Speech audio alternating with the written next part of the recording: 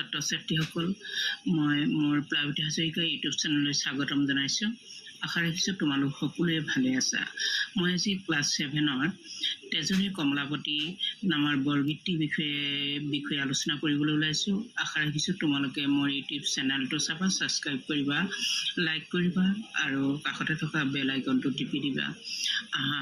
আমি এতিয়া পাঠভিত্তিক ক্ৰিয়াকলাপসমূহৰ বিষয়ে আলোচনা কৰোঁ। 1 নম্বৰটো দিয়া আছে, বৰগীতটো শুদ্ধ আৰু স্পষ্ট উচ্চাৰণেৰে গাওঁ আহা। 2 নম্বৰ দিয়া আছে, বৰগীতটো শুদ্ধ আৰু স্পষ্টভাৱে পঢ়া। এইটো তোমালোকে যদি পঢ়া তেতিয়া শুদ্ধ হ'ব, স্পষ্ট হ'ব, গতিকে এইটো চেষ্টা কৰিবা বুলি আশা ৰাখিলোঁ। এতিয়া 3 নম্বৰটোলৈ আহোঁ। তলৰ প্ৰশ্নসমূহৰ উত্তৰ কোৱা আৰু লেখা। ক, বৰগীত ৰচনা কৰা মহাপুৰুষ দুজনৰ নাম কি? আমি উত্তৰত এনেদৰে লিখিব লাগিব, বৰগীত ৰচনা কৰা মহাপুৰুষ দুজনৰ নাম হ'ল শ্ৰীমন্ত শংকৰদেৱ আৰু শ্ৰী শ্ৰী মাধৱদেৱ। খ, তেজৰী কমলাপতি নামৰ বৰগীতটিৰ ৰচক কোন? ইয়াৰ উত্তৰত আমি এইদৰে লিখিব লাগিব যে তেজৰী কমলাপতি নামৰ বৰগীতটিৰ ৰচক হ'ল শ্ৰী শ্ৰী মাধৱদেৱ। গ, তিমি ফেৰিয়া কি বাজয়? ইয়াৰ উত্তৰত আমি এইটো লিখিব লাগিব যে তিমি মানে হ'ল আন্ধাৰ, ফেৰিয়া মানে হ'ল ফালি, গতিকে আন্ধাৰ ফালি সূৰ্য উদয় হয়। ইয়াৰ প্ৰশ্ন উত্তৰ এইটো হ'ব। ঘ, যশোদাই কৃষ্ণক পুৱা কিয় যশোদাই জগাইছিল? ইয়াৰ উত্তৰত আমি এইদৰে লিখিব লাগিব, মাতৃ যশোদাই পুৱা কৃষ্ণক গোপ বালকসকলৰ লগত গৰু চৰাবলৈ পঠিয়াবলৈ বিচাৰিছিল, সেইকাৰণে পুৱা তেওঁ শ্ৰীকৃষ্ণক জগাইছে। এতিয়া আমি 4 নম্বৰ প্ৰশ্নটোলৈ আহোঁ। তলত দিয়া পদ দুশাৰীত কোনে কাক কি কৈছে নিজৰ কথাৰে লিখা। নন্দ গেল বাথানে, গোৱাল গেল পাল, সুৰভি চাৰিতে লাগে উঠৰে গোপাল। ইয়াত মাতৃ যশোদাই পুৱা কৃষ্ণক জগাবলৈ গৈ এই পদ দুশাৰী কৈছিল। নন্দ গেল বাথানে, নন্দ মানে হ'ল কৃষ্ণৰ পিতা, নন্দ গ'ল গৰু খুটিলৈ, বাথানে মানে গৰু ম'হৰ খুটিক বাথানে বুলি কোৱা হয়। গোৱাল মানে হ'ল যি গৰু ৰখে, তেওঁলোকক সেই ল'ৰাবিলাকক গোৱাল বুলি কোৱা হয়। গোৱাল গেল পাল, গোৱালবিলাকে গৰু পালিবলৈ গৈছে, মানে গৰু ৰখিবলৈ গৈছে। সুৰভি চাৰিতেলৈকে উঠৰে গোপাল, সেই গোপাল তুমি উঠা গোপ বালকসকলৰ লগত গৰু চৰাবলৈ যোৱা। এতিয়া আমি 5 নম্বৰ প্ৰশ্নটোলৈ আহোঁ।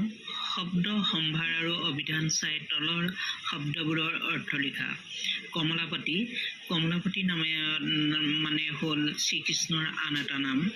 শতপত্ৰ মানে হ'ল পদুম ফুল, তিমিৰ মানে হ'ল আন্ধাৰ, ভ্ৰমৰ মানে হ'ল ভোমোৰা, ডাকে মানে হ'ল মাতে, ব্ৰজবধূ মানে ব্ৰজধামৰ বোৱাৰী, ত্ৰিজগত স্বৰ্গ মৰ্ত্য পাতাল, ৰয়নী মানে হ'ল ৰাতি। 6 নম্বৰ প্ৰশ্নটো হ'ল বৰগীতটোত প্ৰকাশ পোৱাৰ প্ৰাকৃতিক দৃশ্যৰ এটি বৰ্ণনা দিয়া। উত্তৰটো হ'ল এনেধৰণৰ, বৰগীতটিৰ জৰিয়তে অতি সুন্দৰ প্ৰাকৃতিক দৃশ্য প্ৰকাশ পাইছে। ৰাতি আন্ধাৰ ফালি সূৰ্য উদয় হৈছে, জলাশয়ত পদুম ফুল ফুলিছে, তাত ভোমোৰা পৰিছে বা উৰিছে, গৰু পোৱালীয়ে হেম্বেলিয়াইছে। এইদৰে এটা ব্যস্ততাপূৰ্ণ পুৱাৰ পৰিৱেশ বৰ্ণনা কৰা হৈছে তেজৰী কমলাপতি নামৰ বৰগীতটিত। এতিয়া 8 নম্বৰ প্ৰশ্নটোলৈ আহোঁ। ক, শব্দৰ আগত টি শব্দ লগাই নতুন শব্দ গঠন কৰা আৰু অৰ্থ জানি লোৱা। জগত, ত্ৰিজগত, ত্ৰিজগত মানে হ'ল স্বৰ্গ মৰ্ত্য পাতালক একেলগে ত্ৰিজগত বুলি কোৱা হয়। ভোজ, ত্ৰিভুজ, ত্ৰিভুজ মানে হ'ল 3ডাল বাহুৰে আগুৰা ক্ষেত্ৰক ত্ৰিভুজ বুলি কোৱা হয়। কাল, ত্ৰিকাল, ত্ৰিকাল মানে হ'ল বৰ্তমান কাল, অতীত কাল আৰু ভৱিষ্যৎ কাল। খোল, ত্ৰিখোল, ত্ৰিখোল, মহাদেৱে যিডাল ত্ৰিখোল লয় আমি সেইডালকে বুজিব পাৰোঁ। কোণ মানে হ'ল ত্ৰিকোণ, কোণ মানে হ'ল চুক, ত্ৰিকোণ মানে 3টা চুক। যেনেকৈ আমি ত্ৰিভুজ এটা যেতিয়া আঁকো তাত 3টা চুকৰ উৎপন্ন হয়, সেই 3টা চুকক আমি একেলগে ত্ৰিকোণ বুলি ক'ব পাৰোঁ। নয়ন, নয়ন মানে চকু, ত্ৰিনয়ন মানে 3টা চকুৰ সমষ্টি। খ, খত দিয়া আছে তলত দিয়া শব্দবোৰৰ আগত বি পূৰ্বসৰ্গ লগ লগাই সেইবোৰেৰে অৰ্থ প্ৰকাশক একোটা বাক্য ৰচনা কৰা। মুখৰ আগত যদি আমি বি পূৰ্বসৰ্গ লগাওঁ বিমুখ হ'ব, দূৰৰ আগত বিদূৰ হ'ব, কিৰণৰ আগত বিকিৰণ হ'ব, নন্দৰ আগত বিনন্দ হ'ব। বিমুখৰ বিষয়ে আমি এতিয়া বাক্য ৰচনা কৰিব লাগে। ভিক্ষাৰীজনক বিমুখ নকৰিবা। বিদূৰ বেয়া সংগৰ পৰা বিদূৰত থাকিবা। কিৰণ বিকিৰণ সূৰ্যৰ অতি বেঙুনীয়া ৰশ্মি বিকিৰণ হয়। নন্দ বিনন্দ সকলোৱে বিনন্দ মনেৰে থাকিব লাগে।